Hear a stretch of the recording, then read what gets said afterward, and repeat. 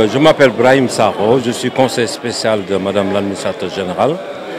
Et donc, comme elle vous l'a dit en off, je suis le doyen actuellement du FONGIP. Oui, on attend deux choses, principalement deux choses. Sur le plan technique, on veut profiter du fait que le cadre s'y prête, tout le monde est là, pour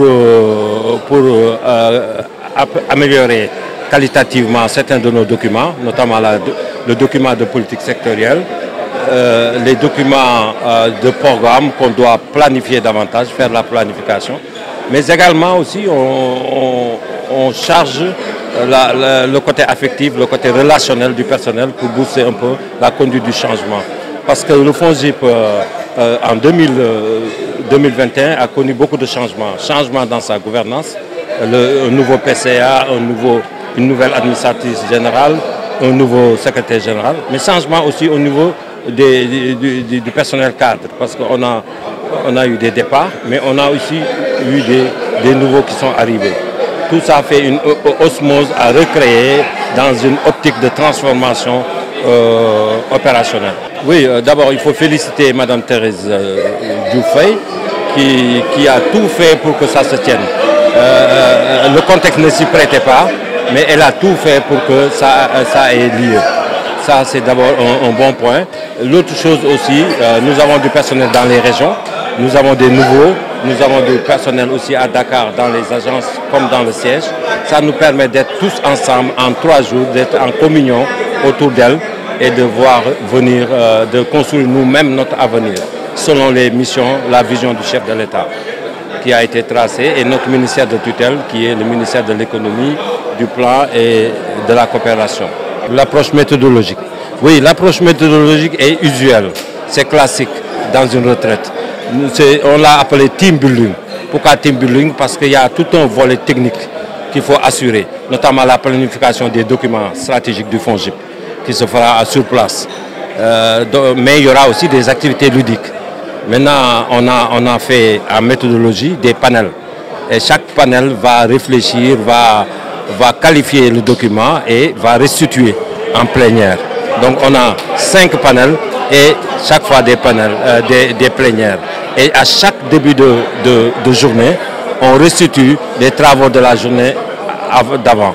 Voilà un peu la méthodologie. Voilà. Au sortir, on aura un rapport final qui sera consigné et remis aux autorités, notamment notre autorité de tutelle, le ministère de l'économie, du plan et de la coopération. C'est tout un plaisir pour nous de travailler avec les équipes du FONGIP aujourd'hui. Ce sera également une occasion pour les équipes de travailler sur la planification pour le semestre qui reste pour 2021, mais aussi pour la planification pour 2022. De revenir aussi sur les enjeux majeurs, sur les projets et programmes qui sont en cours, surtout pour la relance de l'économie. Il y a aussi sur le programme des 100 000 logements où le FONGIP est appelé à gérer la question de la garantie des acquéreurs. Il y a aussi ce que l'on appelle le projet ETHER où le FONGIP est appelé à gérer la ligne de garantie. Le programme FOGARISE. Et maintenant, un autre point extrêmement important, le document de politique sociale aussi de l'entreprise sera partagé et validé aujourd'hui avec bien sûr une écoute attentive du personnel qui ne manquera pas à faire ses observations, mais aussi à donner son avis sur toutes les questions liées à ce document-là. Et pour le reste, nous allons joindre l'utile à l'agréable, comme vous le savez. Donc le FONGIP est majoritairement composé d'un personnel très jeune. Donc c'est le dynamisme, c'est l'expérience, mais aussi c'est surtout l'esprit qu'il est en train de dégager. Et c'est la raison pour laquelle nous allons consacrer ces 3 jours pour cet exercice. Merci. Bon, les attentes, nous misons surtout sur l'intégration du personnel. Nous misons aussi sur une bonne appropriation du personnel sur les politiques et programmes qui sont en cours, mais aussi surtout un dévouement et un engagement du personnel, d'autant plus que le FONGIP est une structure très prestigieuse qui travaille dans un secteur extrêmement important aussi pour le gouvernement du Sénégal Et le président de la République accorde une importance capitale à cette structure-là, parce que tout simplement, il fait partie de celles qui boostent l'économie du pays, de celles qui accompagnent les PME, les PMI à travers la garantie. Et aujourd'hui, ça demande quand même de l'énergie, de la motivation. Et nous, au niveau de l'administration générale, nous avons jugé utile d'assurer un management quand même qui va mettre à l'aise tout le monde. Parce que, comme vous le savez, certes, il y a l'expérience, certes, il y a le travail, mais aussi le social est extrêmement important pour l'atteinte des résultats. Merci. Le Sénégal n'est pas resté en marge des impacts négatifs de cette pandémie.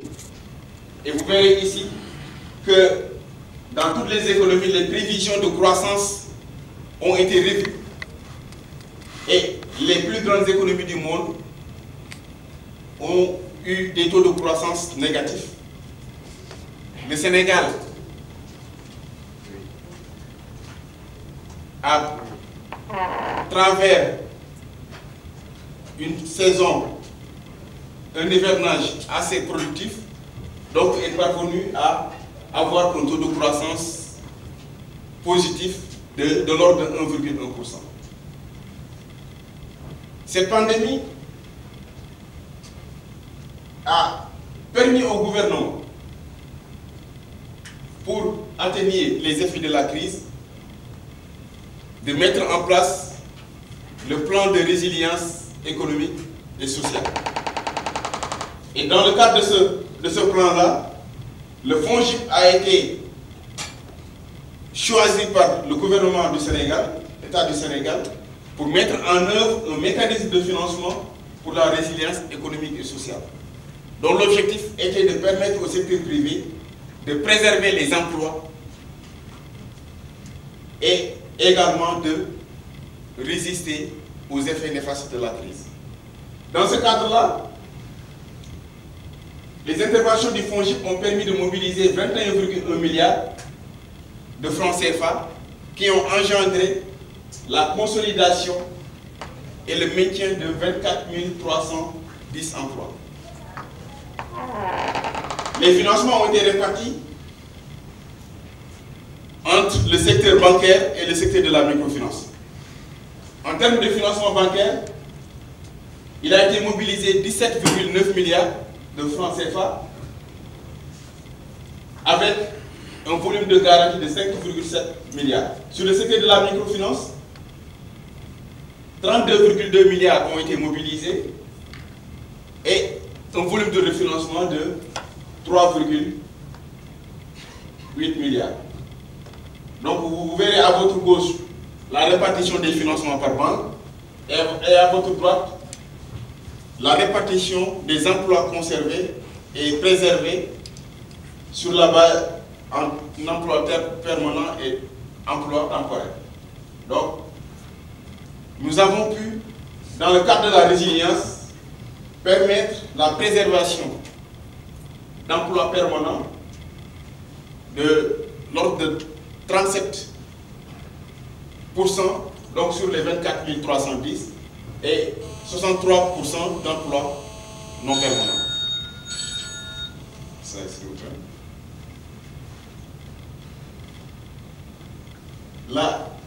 La résilience nous a permis, effectivement, pour favoriser une relance de l'économie, à identifier de nouveaux défis dans le cadre du PAP 2A. Les défis sont relatifs à la réduction de la dépendance vis-à-vis de l'extérieur, à travers une industrialisation, l'accélération de la souveraineté alimentaire, sanitaire et pharmaceutique, le renforcement de la protection sociale et l'accroissement de la capacité d'intervention du secteur privé dans l'économie. Et dans ce cadre-là, le ministère de l'économie a élaboré un programme cadre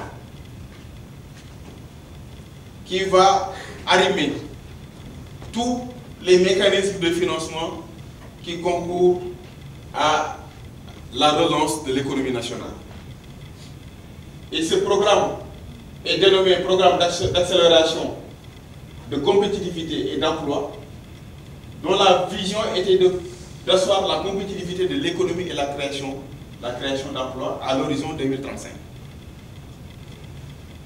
Et dans ce cadre-là, le FONGIP est appelé à intervenir avec d'autres instruments et d'autres structures d'appui financiers et non financiers de l'État.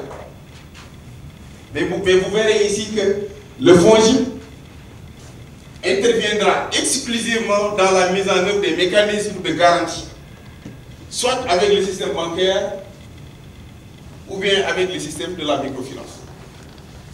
Donc toutes les interventions et les actions du FONGIP seront orientées dans le cadre des programmes que nous allons partager avec vous tout à l'heure, seront orientées dans la mise en œuvre des mécanismes de garantie bancaire et de mécanismes de garantie des SFD, des systèmes financiers décentralisés. Mais les programmes qui ont été déjà élaborés et certains même sont en cours de mise en œuvre sont les suivants. Nous avons le mécanisme de financement de la relance que nous appelons PAP2A. Nous avons le programme ETHER, Emploi, Transformation économique et relance, financé par la Banque mondiale. Nous avons le programme des 100 000 logements. Nous avons le PSD à travers le FOGALIS qui est mis en œuvre en partenariat avec la DPME. Et enfin, nous avons le programme national biogaz. Concernant le mécanisme de financement pour la relance de l'économie, il s'agit d'allouer à travers le système bancaire un financement global de 300 milliards aux grandes entreprises, aux petites et moyennes entreprises et aux très petites entreprises, en apportant une garantie de l'ordre de 150 milliards. Ce mécanisme a été mis en place par l'État du Sénégal à travers la signature d'un accord cadre entre l'État du Sénégal représenté par le ministère de l'Économie, du Plan et de la Coopération, l'Association professionnelle des banques et des banques et établissements financiers du Sénégal et le Fonds de garantie des investissements prioritaires. Dans le cadre de ce mécanisme, il est prévu le financement des besoins d'investissement, mais également d'exploitation des entreprises sénégalaises. Et 2 guichets sont prévus dans ce cadre-là. Un guichet de garantie pour les grandes entreprises et un guichet de garantie pour les PME et les TPE qui ont un chiffre d'affaires inférieur à 2 milliards. Le taux d'intérêt est fixé à 5,5% et la durée peut aller jusqu'à 10 ans pour les crédits d'investissement et 2 ans pour les crédits d'exploitation. La quantité de garantie aussi varie entre 40 et 60% pour les PME. Il y a également une préférence, voire même une incitation sur les secteurs de souveraineté pour lesquels les quotités sont de 50% pour les grandes entreprises et 70% pour les PME et les TPE.